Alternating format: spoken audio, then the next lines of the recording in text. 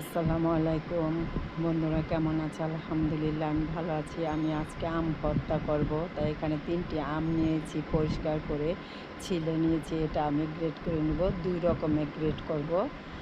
এখন আমি আমটা গ্রেট করে নিলাম।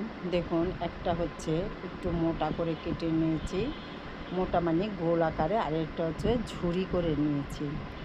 এখন এটার মধ্যে যা যা উপকরণ দিয়ে দিব বিট লবণ, দিয়ে দিব স্বাদ অনুযায়ী চিনি, মিষ্টি আপনাদের পছন্দ অনুযায়ী, কাঁচামরিচ দিয়ে দিলাম, কাঁচামরিচও আপনারা ঝাল অনুযায়ী দিবেন।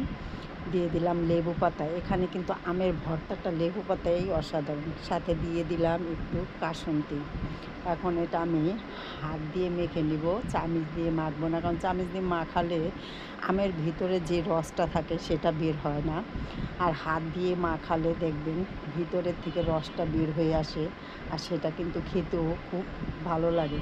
দেখুন, মাখানো হয়ে গেছে আর রসটাও কত সুন্দর দেখাচ্ছে। এখন আমি সার্ভ করে নিব, তাই একটা ফ্রিজের মধ্যে আমি নিয়ে নিলাম। দেখুন কতটা লোভনীয়, আমার মানে জিভে পানি আর চলে আসছে, তাই আমি আগে একটু খেয়ে নিলাম, দেখি কতটা মজা হয়েছে। খুবই ভালো লাগছে, খুবই অসাধারণ হয়েছে।